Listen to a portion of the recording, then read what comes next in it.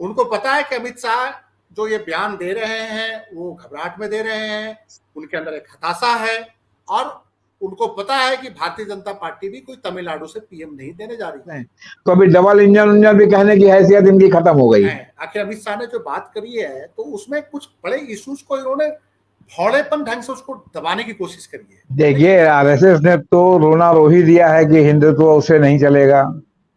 इसके अलावा जिनको मोदी जी ने पिछली बार और पिछले 10 साल में भुला दिया, जो उनके साथ सहयोगी दल थे, एक एक करके या तो साथ छोड़ गए या इन्होंने उनको जो है ढकेल के बाहर कर दिया। अब उनके पास जो है जा रहे हैं, माने बुद्धम शरणम गच्छामि हो रहे हैं। तो सवाल इस बात का है, शरणम गच्छामि होने से ये नहीं लग रहा है कि कितने ये कमजोर हो गए कि इनको शरणम गच्छामि होना पड़ रहा है। एकदम अमित शाह ने वाजिब बात उठाई है, और मैं कहता हूं कि 2024 भी वेट करने की जरूरत नहीं है। अगर अमित शाह अपोजिशन में होते, अगर ये बात कहते तो हम समझते कि 2024 की वेट करने की जरूरत है। अमित शाह की सरकार है, भारतीय जनता पार्टी सत्ता में है, तो ये बात करने के बजाय उसको प्रयोग में लाएं और इमीडिएट किसी दक्षिण के और तमिल किसी नेता को भारत के प्रधानमंत्री के पद पे विराजित करें। हम तो कह रहे भागवत को बना दो ना प्रधानमंत्री, 6 महीना और प्रधानमंत्री बन के देख ले। चित्तपावन भी है, महाराष्ट्रियन भी है, सब कुछ है, यहूदी मूल भी है उनका। तो भाजपा को डर हो कि कहीं खड़गे साहब भी एक कहीं डार्क हॉर्स ना बन जाए बाद में, और पीएम के कैंडिडेट ना बन जाए, और धीरे धीरे धीरे ये मैसेज भी फ्लोट हो रहा है कि खड़गे साहब भी एक उम्मीदवार हो सकते हैं, और जिसके कारण उत्तर भारत में भी कई जगह में थोड़ा थोड़ा दलित मोबिलाइजेशन भी जो मैं देख रहा हूँ, तो उससे भारतीय जनता पार्टी की चिंता बढ़ी है। अभी जैसे हर स्टेट में जाके वहां के पुत्र बन जाते हैं मोदी जी, कभी उत्तर प्रदेश के पुत्र बन जाते हैं, कभी तमिलनाडु के पुत्र बन जाते हैं, कभी वहां के पुत्र बन जाते हैं। तो अब उड़ीसा से लेके बाकी जगह बचा हुआ, वहां भी जा जाके कहें कि अब उड़िया प्रधानमंत्री होना चाहिए। अब आंध्र प्रदेश में जाए तो कहें यहाँ जो है रेड्डी प्रधानमंत्री होना चाहिए। अब महाराष्ट्र में जाए तो कहें कि यहाँ जो है फडणवीस प्रधानमंत्री होना चाहिए। फडणवीसों का सिंगोल राज सत्ता के परिवर्तन का प्रतीक। नए संसद भवन का जब उद्घाटन हुआ तो पूरे कर्मकांड के साथ, रिचुअल के साथ सिंगोल कार्यक्रम हुआ। तमिलनाडु से साधु बुलाए गए, सिंगोल उनको समर्पित किया गया भारत के प्रधानमंत्री को। यह क्या इशारा करता है? क्या सत्ता परिवर्तन होने वाला है? अभी हाल ही देश के बीजेपी के बड़े नेता और मंत्री अमित शाह तमिलनाडु में जाकर कह रहे हैं कि भारत का प्रधानमंत्री तमिलनाडु से होना चाहिए। क्या है इसके मायने? इस एपिसोड में यही चर्चा करने वाला हूं। दोस्तों, रतनलाल बोल रहा हूं और आप देख रहे हैं अम्बेडकरनामा। 23 जून को पटना में विपक्षी दलों की दर्जनों पार्टियां उसमें है, राज्य स्तरीय, राष्ट्रीय और छोटे दल, उनकी एक मीटिंग होने वाली है। पटना में वैसे भी गर्मी बहुत है, दिल्ली में भी। क्या इसकी वजह से राजनीतिक सरगर्मी तेज हो गई? होम मिनिस्टर का यह कहना कि तमिलनाडु से प्रधानमंत्री होना चाहिए। तो क्या अगर बीजेपी अगर सत्ता में आती है 24 में, तो मोदी साहब की विदाई तय होना है? कौन तमिलनाडु से प्राइम मिनिस्टर बनेगा बीजेपी की ओर से, या कुछ और संकेत है? दो खास मेहमान हैं, जेपी सिंह साहब हैं और संजीव पांडे साहब हैं। लगातार आप अम्बेडकरनामा पर सुन रहे हैं, दोनों हमारे वरिष्ठ पत्रकार हैं, लेखक हैं, एडिटर हैं, और आज विस्तार से इसी विषय पर चर्चा होगी। इसके राजनीतिक निहितार्थ क्या हैं इस स्टेटमेंट के और सिंगोल के, इस पे पुनः चर्चा करने जा रहा हूं। स्वागत है सर। चलिए, तो अब तो तमिलनाडु से आने वाला है पीएम, जेपी सर से ही शुरू करते हैं। देखिए सर, भोजपुरी की एक कहावत है, अच्छा। न खेलब न खेले देव, खेल मैं बिगाड़ब। खेले थे। हाँ खेल बिगाड़ब। हाँ। तो सवाल इस बात का है कि ये इस बात का द्योतक है कि बीजेपी आरएसएस ही नहीं, बीजेपी भी हार मान के चल रही है, इसलिए वो विपक्ष का खेल बिगाड़ने के लिए इस तरह के सोचे छोड़ रही है। अच्छा। अगर वो गंभीर होते तो कहते हैं ना कि अगर जो है इस बार बीजेपी की सरकार केंद्र में बनी या आप लोगों ने मिलकर के बनवाई, तो हम जो है वो अन्ना द्रमुक के फलाने को या फलाने को या फलाने को या जो सिंगोल लेके गए थे उन जो है क्या कहते हैं ब्राह्मणों में से 100 ब्राह्मण जो है उनको, उनमें से इनको हम जो है प्रधानमंत्री बनाएंगे। पिछले जो है 10 साल से वो सत्ता में है और 15वें साल की तैयारी में है। क्यों नहीं उन्होंने दक्षिण भारत के प्रधानमंत्री या उप प्रधानमंत्री ही बना देते। अब देखिए मामला यहाँ ये है कि कर्नाटक में पहले से ही खड़गे साहब जो है स्थापित हो गए हैं, राष्ट्रीय अध्यक्ष हो गए हैं कांग्रेस के। आपके केरल से जो है खुद ही राहुल गांधी रिप्रेजेंट करते हैं। हो सकता है अभी उपचुनाव हो जाए वहां राहुल गांधी की सदस्यता हटने से, लेकिन अगला चुनाव फिर वो केरल से लड़े तो केरल में से प्रधानमंत्री होना कहेंगे तो उसी तरह से जैसे मोदी जी उत्तर प्रदेश से प्रधानमंत्री हैं वाराणसी से, तो तमिलनाडु में एक तो बचा, क्योंकि आंध्र और तेलंगाना अलग अलग होने से वहां भी मामला गड़बड़ है। तो वहां या आप यही कहते हैं कि इस बार हम जो है अगर बीजेपी सरकार में आई तो चंद्रबाबू नायडू को बनाएंगे प्रधानमंत्री, या हम जो है वो क्या कहते हैं वाईएसआर जगनमोहन रेड्डी को बनाएंगे, वाईएसआर कांग्रेस को उनको प्रधानमंत्री। आपने वहां एक सोचा छोड़ दिया, क्यों?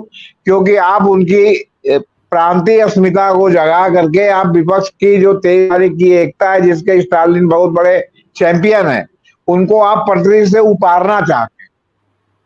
विपक्ष की एकता के उसको आप पटरी से उतारना चाहते हैं। न खेलब न खेले देव, खेल बिगाड़ब पर आप उतर आए हैं। इससे सीधा सीधा संकेत जा रहा है कि आप आज की डेट में अपने मन में चुनाव हार चुके हैं। अब आप जो है असफल प्रयास करें कि किस प्रकार हम जो है मतलब क्या कहते हैं फिर से हम सत्ता में आएंगे।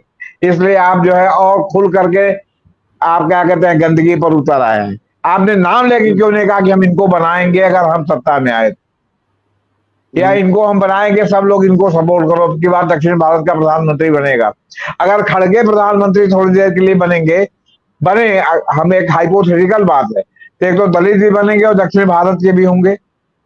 अगर राहुल गांधी प्रधानमंत्री बनेंगे तो रहने वाले ओरिजिनल कश्मीर के, और उसके बाद जो है वो क्या कहते हैं इंदिरा गांधी के पिता इलाहाबाद के जो है पारसी थे।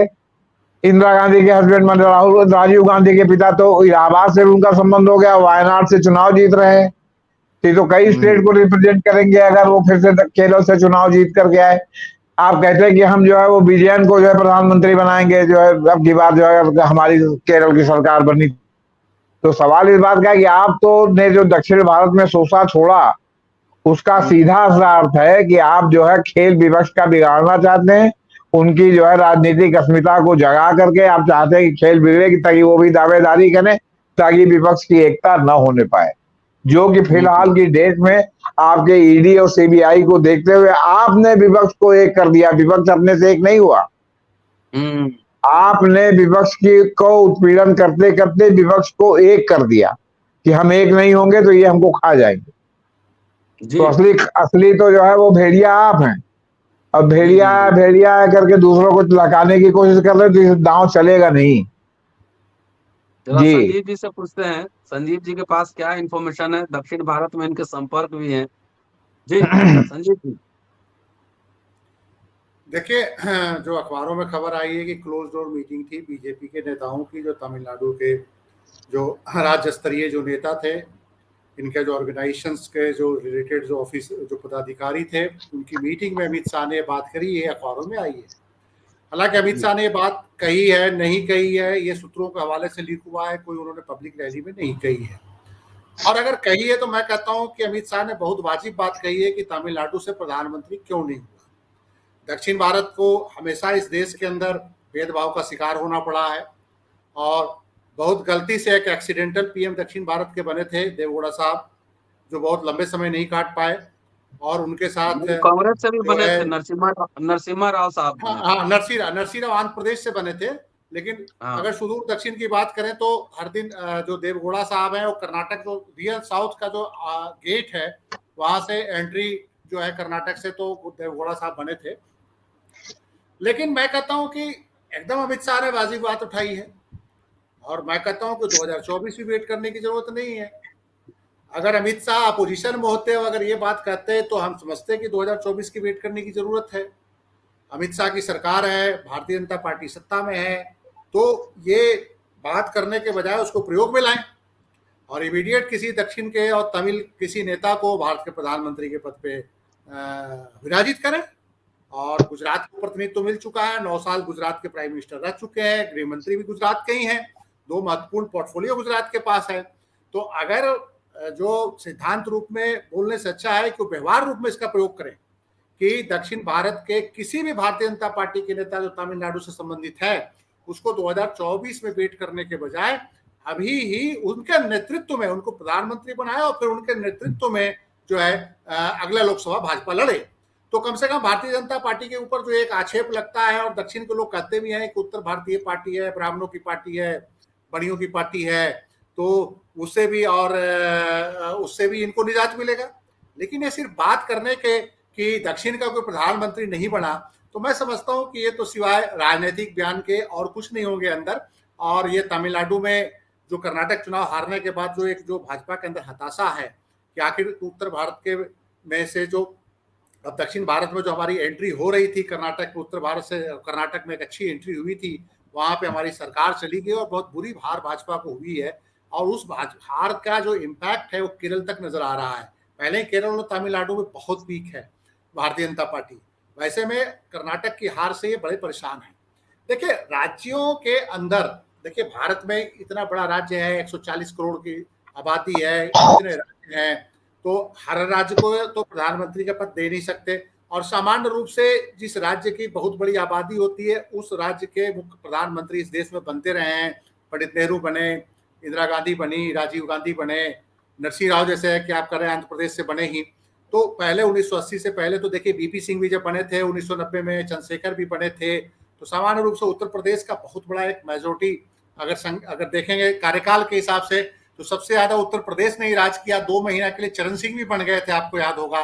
तो उत्तर प्रदेश का तो बड़ा रहा है प्रभाव। लेकिन अब देखिए ये है कि जो छोटे राज्य हैं या जो उपेक्षित राज्य हैं, तो उसको प्रधानमंत्री का पद अगर मिलेगा तो कोई रीजनल पार्टी अगर प्रधानमंत्री के पद पे व्यवहारिक रूप से नहीं बैठ सकता, अगर वो बैठेगा भी तो 2 महीना, 4 महीना, 5 महीना में देवगौड़ा साहब की तरह उनका हाल हो जाएगा। तो ये दोनों राष्ट्रीय पार्टियों की जिम्मेवारी बनती है, कांग्रेस हो चाहे भारतीय जनता पार्टी हो, जो दक्षिण को प्रतिनिधित्व दे प्रधानमंत्री के पद पे। जैसे अमित शाह जी ने अगर इतना बड़ा दिल दिखाया है तो सिद्धांतों में नहीं, वो व्यवहार में दिखा सकते हैं। देखिए कांग्रेस ने व्यवहार रूप पे दिल कई जगहों पे दिखाया है कि कोई सोच नहीं सकता था कि भारत में 1% की सिख आबादी वाला जो प्रतिनिधि होगा वो भारत का प्रधानमंत्री बन जाएगा, और 1 साल नहीं 10 साल लगातार। कांग्रेस का तो हम दरिया दिली का तो बताने की जरूरत नहीं है, सिद्धांत रूप से उस पर बात करने की जरूरत नहीं है। चाहती तो उस समय कांग्रेस के जो परिवार के जो लोग थे वो प्राइम मिनिस्टर बन सकते थे, कोई उत्तर प्रदेश से बना सकते थे।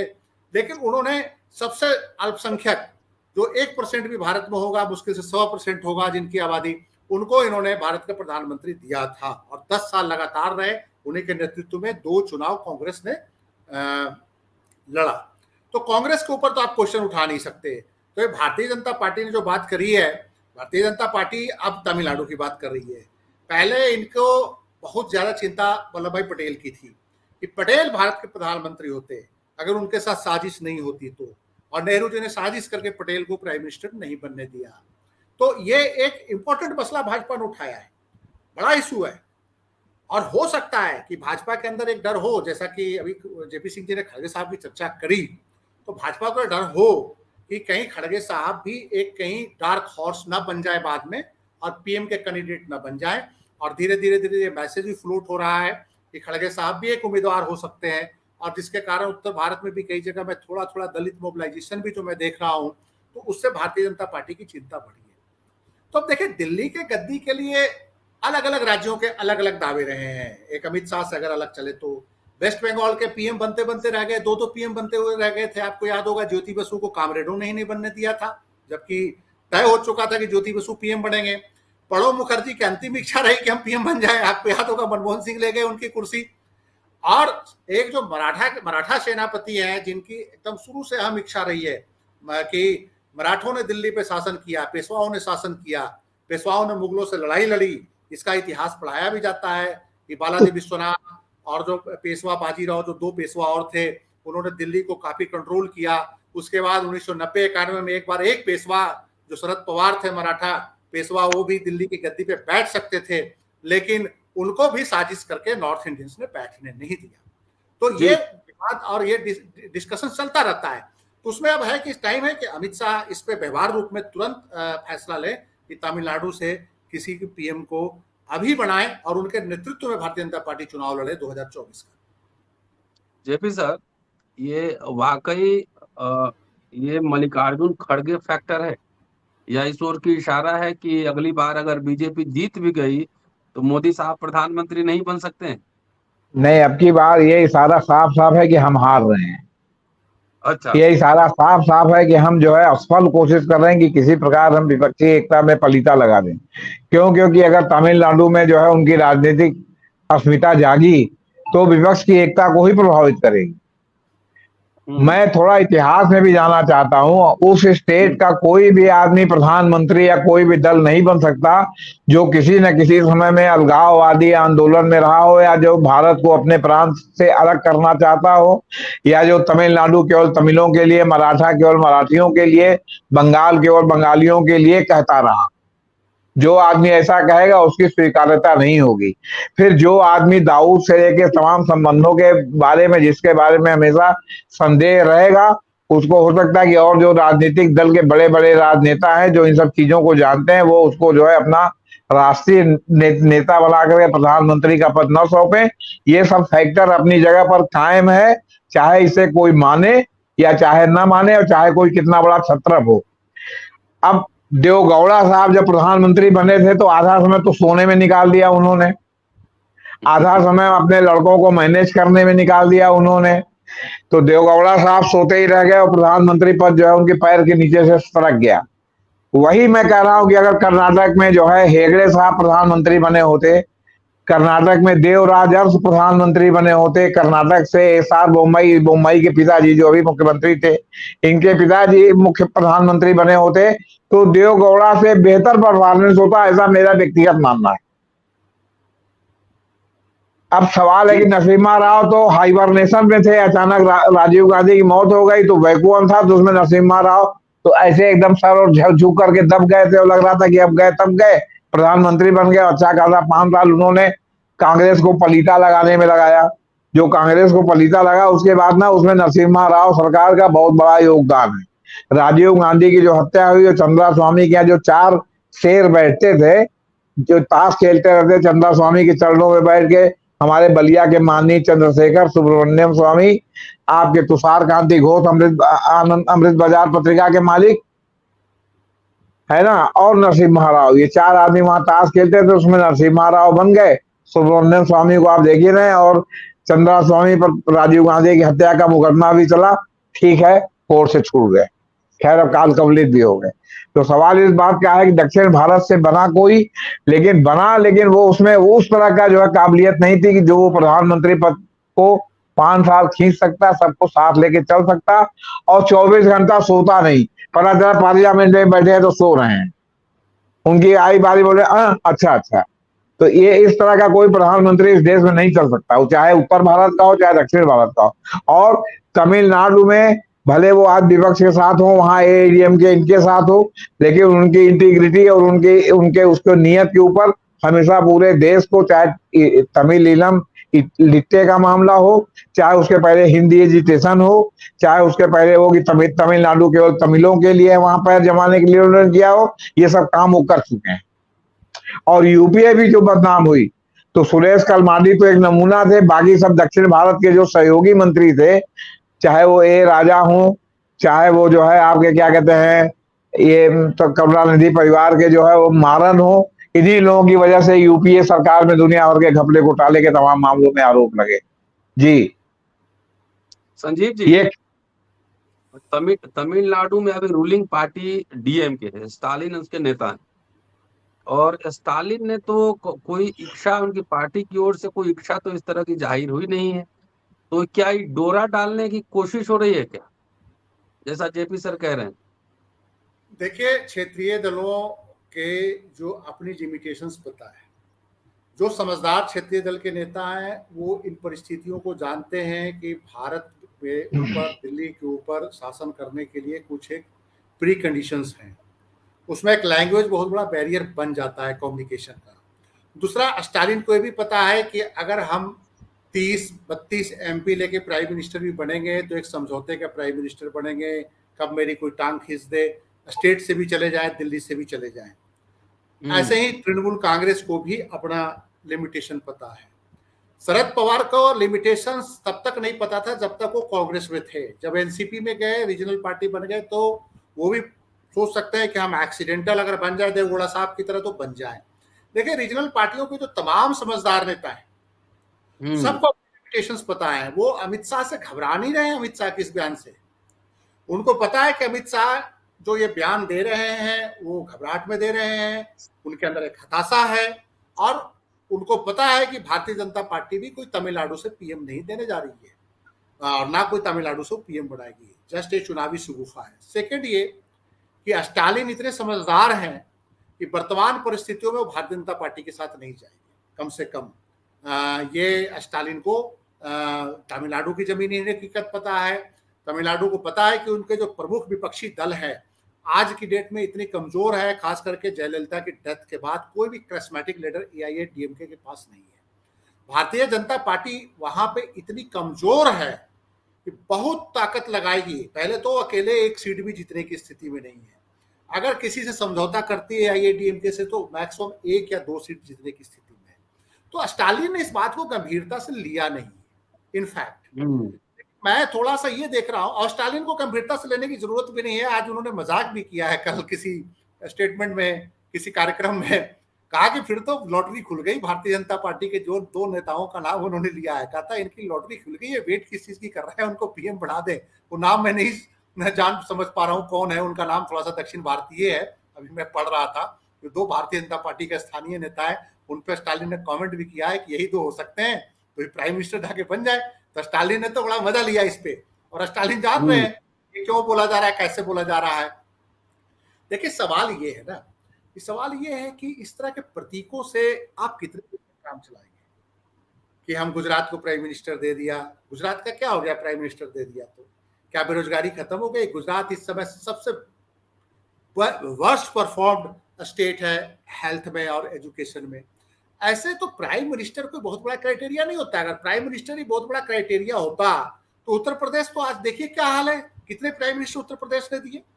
बिहार को तो चलिए कोई प्राइम मिनिस्टर नहीं मिला, अगर मेरे हिसाब से बिहार का तो कोई पीएम नहीं बना है, लेकिन उत्तर प्रदेश के पंडित जी नेहरू थे, वो थे। लेकिन प्राइम मिनिस्टर एक अकेला क्राइटेरिया नहीं होता है किसी भी स्टेट के डेवलपमेंट के लिए।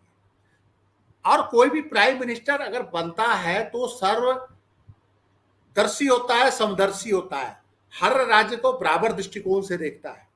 अगर वो किसी एक राज्य का प्रतिनिधित्व करेगा तो नहीं चलेगा। तो जस्ट एक प्राइड हो जाता है स्टेट का कि तमिलियन तो महाराष्ट्रियन बन गया, तो वो बन गया, क्या कहा जाता है, बंगाली बन गया। कि जैसे आपको याद होगा कि प्रणब मुखर्जी जब प्राइम मिनिस्टर प्रेसिडेंट के कैंडिडेट थे तो बंगाल के दलों, प्रतिभा पाटिल ने जब महाराष्ट्र की जब राष्ट्रपति बनी थी तो शिवसेना जैसे और तमाम विपक्षी दलों ने भी उनको सपोर्ट किया था स्टेट प्राइड के कारण। लेकिन उससे बहुत ज्यादा फर्क नहीं पड़ता, आम लोगों के जनजीवन पे बहुत फर्क नहीं पड़ता, उसका कोई डेवलपमेंट नहीं होता। वो स्टेट का कि प्राइम मिनिस्टर बन गया तो बहुत डेवलपमेंट हो गया। और अगर प्राइम मिनिस्टर ही क्राइटेरिया है डेवलपमेंट का, तो बनारस जैसे एक लोकसभा क्षेत्र का देख लीजिए कि प्रधानमंत्री ने क्या किया है वहां पे, बनारस में जाके देख लीजिए, या जो गांव को उन्होंने गोद लिया था, जयापुर गांव का, उसकी वस्तु स्थिति देख लीजिए कि क्या किया उन्होंने। तो मेरा यह मानना है कि जस्ट एक जुमला है 15 लाख की तरह, कि 15 लाख हम दे देंगे कि तमिलनाडु से प्राइम मिनिस्टर हो। देखिए, प्राइम मिनिस्टर किसी भी जगह से हो इस देश के अंदर, मनमोहन सिंह तो बेचारे यहाँ के थे भी नहीं, तो कहीं पाकिस्तान से, पेशावर साइड से आए थे, रावलपिंडी चकवाल के पास उनका गांव था, गाह कोई गांव है, वहां से फिर पेशावर चले गए थे, 10-12 साल की उम्र में इंडिया में आए, रिफ्यूजी बन के अमृतसर में रहे, इधर उधर घूम घाम के रहे। और मैं कहता हूं कि भारत के ठीक है, उनकी बहुत सारी गलतियां भी रही है, इकोनॉमिक लिबरलाइजेशन से लेके प्राइवेट सेक्टर, लेकिन इकोनॉमिक फ्रंट पे 2008 में जिस ढंग से उन्होंने देश को बचाया, वर्ल्ड के जब इकोनॉमिक क्राइसिस पूरे वर्ल्ड में आया था और जब इकोनॉमिक स्लो डाउन था, तो बराक ओबामा जैसे लोगों ने भी तारीफ करी।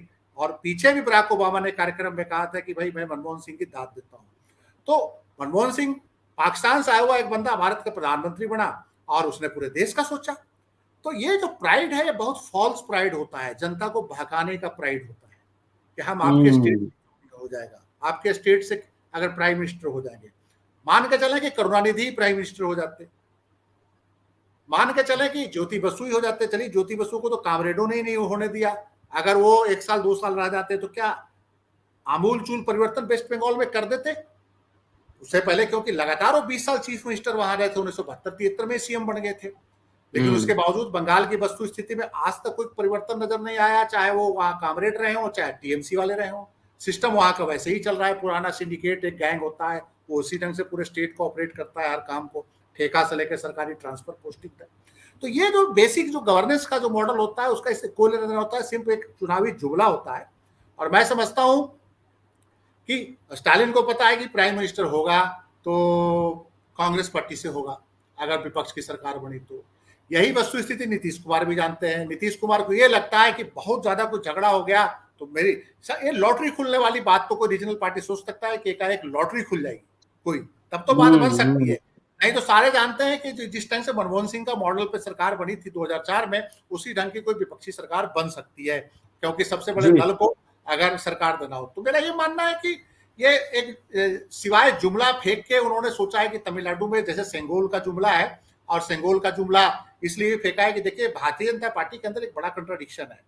बट एक कंट्राडिक्शन है कि उत्तर भारत के अंदर जो भारतीय जनता पार्टी के जितने भी प्रतीक चिन्ह हैं वो ब्राह्मणवादी हैं, अगर आप कहें तो, मतलब कि जो उत्तर भारतीय जितने भी धर्म ग्रंथ और धार्मिक हैं। जो इन्होंने जो तमिलनाडु में लिया है pure anti Brahmanical social order से उठाया है। वेल्लाल जो कम्युनिटी के जो ये शैव मठ हैं, जो वेल्लाल जाति से कंट्रोल होते हैं, और मेरे हिसाब से अगर मैं गलत ना हूं तो स्टालिन भी सेम कम्युनिटी से बिलोंग करते हैं। जो वेल्लाल कम्युनिटी के अलग अलग सब सेक्ट्स होते हैं, अलग अलग जातियां होती हैं। तो ये बेसिकली वहां के जो अति पिछड़ी जातियों में से वेल्लाल कम्युनिटी है, जिन्होंने शैव आंदोलन चलाया, जो शैविज्म में अंदर गए, और जिन्होंने शैविज्म के माध्यम से जो ब्राह्मणिकल जो डोमिनेंस था उसको तमिलनाडु में खत्म कर दिया। जो वेल्लाल कम्युनिटी के लोग हैं, जो मैंने सेंगोल का पढ़ रहा था। तो मैं समझता हूं कि नरेंद्र मोदी और भारतीय जनता पार्टी अब घबराहट में जो दक्षिण भारत के जो अति पिछड़ा जो हिंदुइज्म है, अति पिछड़ों के कंट्रोल वाला जो हिंदुइज्म है, पिछड़ों के कंट्रोल वाला हिंदुइज्म है, या दलितों के कंट्रोल वाला हिंदुइज्म है, उसके प्रतीकों को ये इस्तेमाल करके जो है दक्षिण भारत को जीतने की कोशिश कर रहे हैं। यहां भी प्रतीक का इस्तेमाल कर रहे हैं। इनके दिल में डेवलपमेंट या उनके आमूल चूल उनके जीवन में परिवर्तन का कोई एजेंडा नहीं है। जेपी सर, ज्यादातर प्रधानमंत्री तो उत्तर प्रदेश से ही हुए हैं, और कह रहे हैं संजीव जी कि अंतर्विरोधों का स्टेटमेंट है। भारत में बीजेपी जो है सवर्ण हिंदुइज्म में है, और वहां तमिलनाडु के पिछड़े और दलित के अंदर जो हिंदुइज्म है वो प्रतीक इस्तेमाल कर रहे हैं। कैसे ही सामंजस्य बैठेगा? देखिए सर, कुछ बातें मैं और स्पष्ट रूप से अलग से कहना चाहता हूं आपके सवाल से थोड़ा। ठीक है, उत्तर प्रदेश में इलाहाबाद से 5 प्रधानमंत्री होने की बात कही जाती है। फूलपुर से, यहाँ जो फूलपुर संसदीय क्षेत्र से है, वहां से जवाहरलाल नेहरू, और इलाहाबाद संसदीय क्षेत्र से लाल बहादुर शास्त्री जो दूसरे प्रधानमंत्री रहे वो चुनाव लड़ते रहे। तो क्या हो गया प्रयागराज या इलाहाबाद का डेवलपमेंट? जब आप विकासशील देश में आप शामिल हैं, आपकी अर्थव्यवस्था जो है उधारी पर चल रही है और हर साल घाटे की अर्थव्यवस्था है, तो आपके पास कहीं खजाने में इतना रुपया रखा है क्या कि आप उसका डेवलपमेंट कर देंगे? वो भी डेमोक्रेसी में आप अपने यहाँ का डेवलपमेंट करेंगे, और आप जो है क्या कहते हैं, बगल में बिहार का नहीं करेंगे, आप मध्य प्रदेश का नहीं करेंगे, आप तमिलनाडु का नहीं करेंगे। तो आपने योजना आयोग बनाया और सबको उनके हिसाब से उनको जो है रेशियो दिया, तो सबका धीरे धीरे डेवलपमेंट हो रहा था, क्योंकि आप विकासशील देश है, आप विकसित देश नहीं है। आप दूसरे के फंड के ऊपर निर्भर हैं।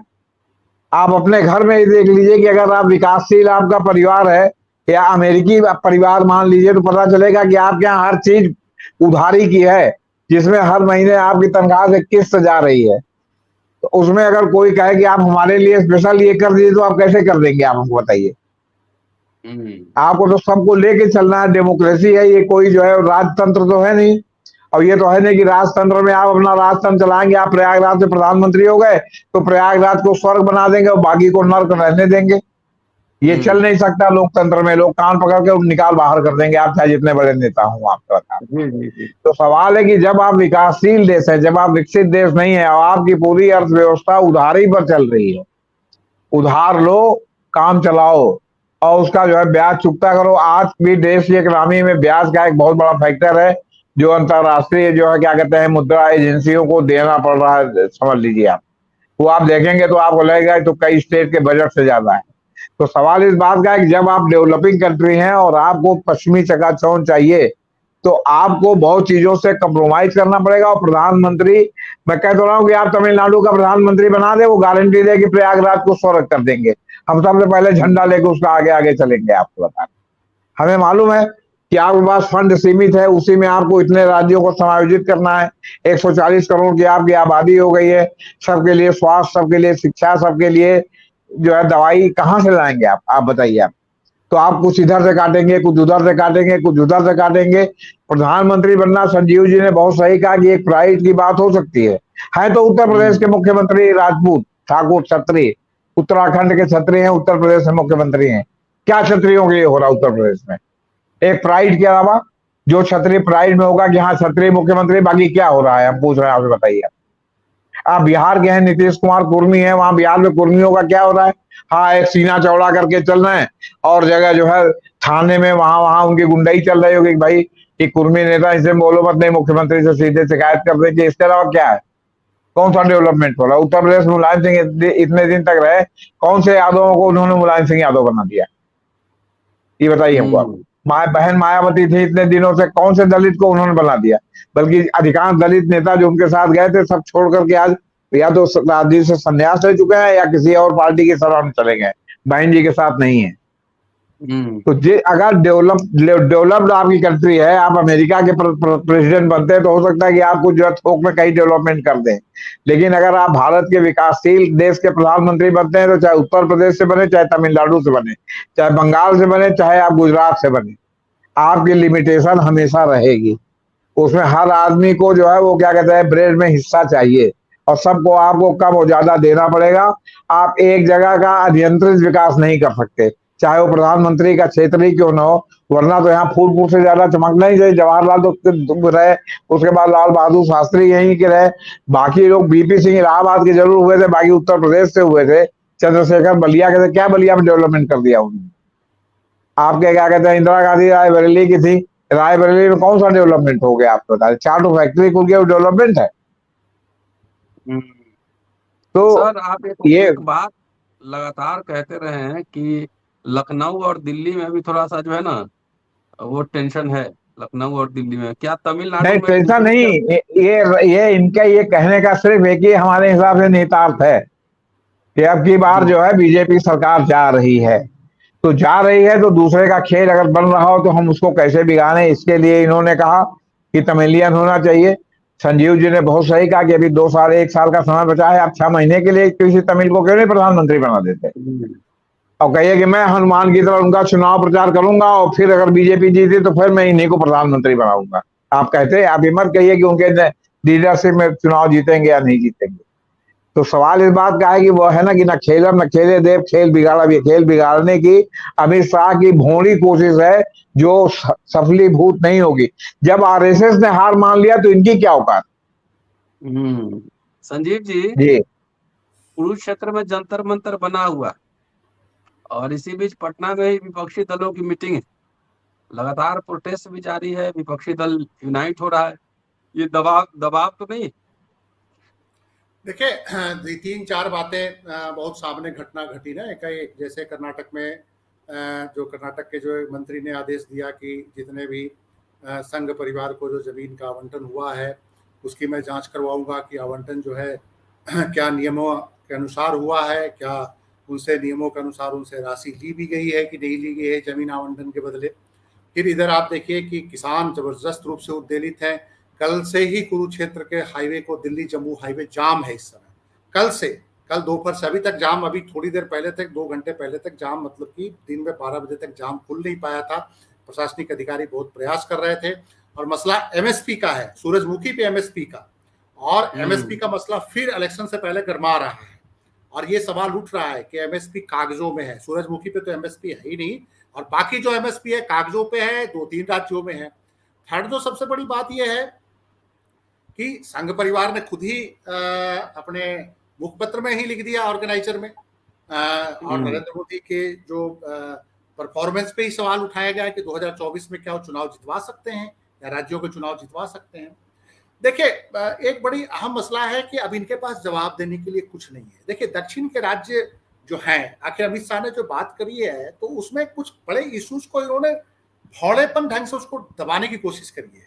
देखिए, दक्षिण के राज्य दो मसलों पे बड़ा ही इस समय क्रिटिकल है सेंटर का और उत्तर भारतीय राज्यों को लेकर कि एक तो उन्होंने पॉपुलेशन कंट्रोल किया और पॉपुलेशन कंट्रोल करने का उनको खामियाजा भुगतना पड़ रहा है। एक खामियाजा उनको डिलिमिटेशन के कारण भुगतना पड़ सकता है कि उनकी लोकसभा की सीटें घट सकती है और उत्तर भारत का वर्चस्व बढ़ेगा। दूसरा, जो टैक्स कलेक्शन को लेकर जो दक्षिण भारतीय राज्यों का परफॉर्मेंस जो है बहुत अच्छा है। वो 1 रुपया देते हैं टैक्स के रूप में तो उनको वापसी जो होती है राज्यों को 50 पैसा होता है, जबकि बिहार उत्तर प्रदेश जैसे राज्य 1 रुपया देते हैं तो उनको 7 रुपये 6 रुपये 5 रुपये स्टेट सेंटर से पैसा मिलता है। तो वो कहते हैं कि हमारे हम जो भुक्तभोगी है सिर्फ इसलिए कि हमने अच्छा परफॉर्मेंस किया, हमने पॉपुलेशन कंट्रोल किया, हम ज्यादा टैक्स कलेक्ट करके दे रहे हैं और उसके बावजूद आप हमें कम पैसा अलॉट कर रहे हैं। तो ये कुछ बेसिक कंट्राडिक्शन है नॉर्थ और साउथ के बीच, जिसको स्टालिन ने बहुत मजबूती से उठाया है कि जब हम 1 रुपया आपको दे रहे हैं दिल्ली को टैक्स कलेक्ट करके तो आप हमें तो 50 पैसे दे रहे हैं, और जो राज्य जिन्होंने पॉपुलेशन भी कंट्रोल नहीं किया वो 1 रुपया आपको टैक्स दे रहे हैं तो आप उनको उसके एवज में 7 रुपया वापस लौटा रहे हैं। तो ये कुछ बेसिक जो मसले हैं जिसको बीजेपी संभाल नहीं पा रही है और इनको राज्यों में, दक्षिण के राज्यों में इन मुद्दों से बड़ा उलझना पड़ रहा है, क्योंकि दक्षिण के राज्य, देखिए दक्षिण के राज्य जो कुछ बेसिक जो उनके जो है कि इशू बेस्ड पॉलिटिक्स जो है वो इकोनॉमिक्स पे भी बड़े सजग हैं वहां के लोग और सोशोलॉजी पे भी सजग हैं। उत्तर भारतीय लोगों में वोटिंग का पैटर्न तो आपको पता ही है जो किस तरह से वोटिंग होता है। तो ये बीजेपी को है कि health, education, population control, industrialisation को लेकर जो दक्षिण राज्यों ने काम किया है उस पर बीजेपी को वहां के क्षेत्रीय दलों से मुकाबला करना बड़ा मुश्किल हो रहा है। केरल में चाहे कामरेड हो, कामरेडों का जो वहां वर्क है उसको बीजेपी नहीं मुकाबला कर सकती, सिर्फ संघ परिवार के हिंदुत्व के मुकाबले। उसके लिए इकोनॉमिक फ्रंट से लेकर तमाम फ्रंट पे परफॉर्मेंस देना पड़ेगा।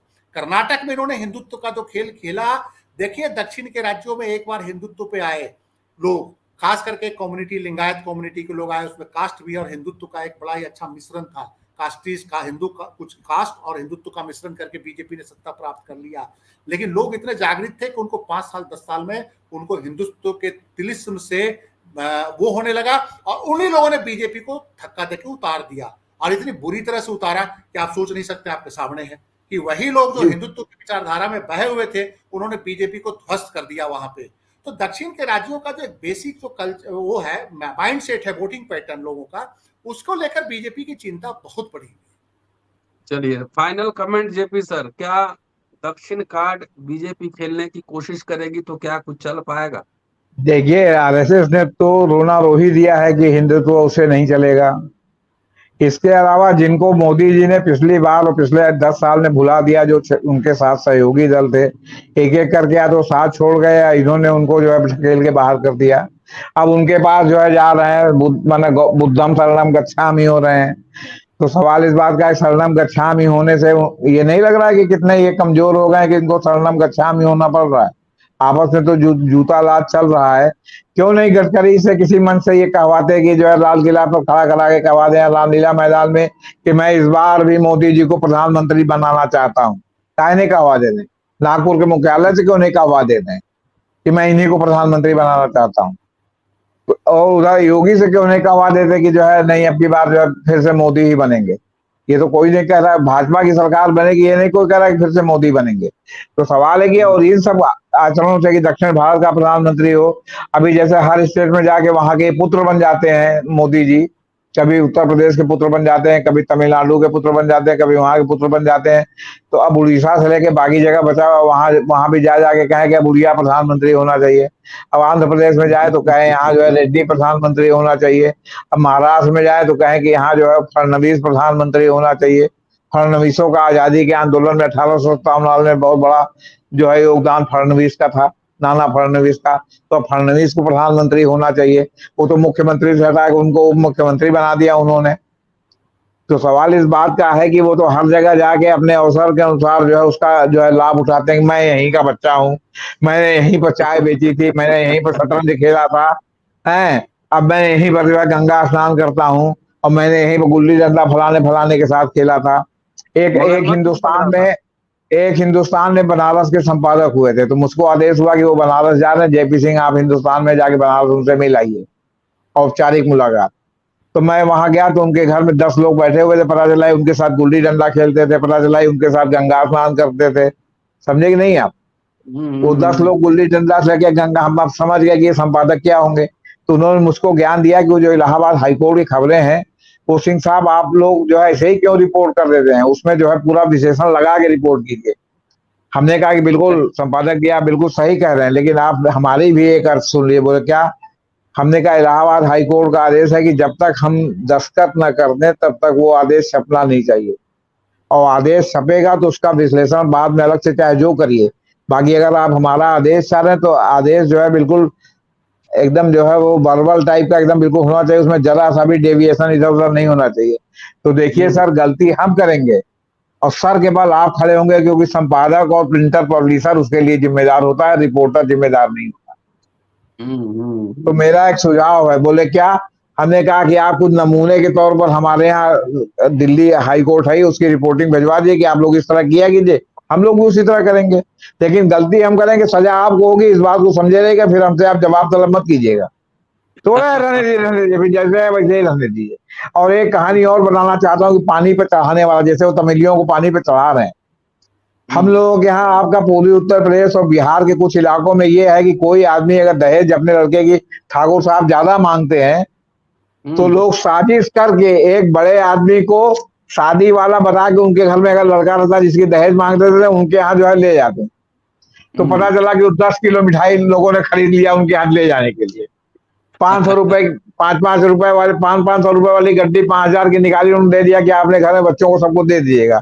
लेकिन उन्होंने वो बताने लगते हैं देख साहब हमारे यहाँ फलाने आए इतना दे रहे थे, फलाने आए इतना दे रहे थे। लेकिन मैंने कहा कि बिल्कुल हम खानदानी शादी करेंगे, ये दहेज वहेज कुछ नहीं, लड़के के पिता कहते। तो कह रहे हैं कि अरे इतना इतना दे रहे थे, हमारा तो इससे 10 गुना ज्यादा का बजट है। तो अब और शीशे में उतर गए।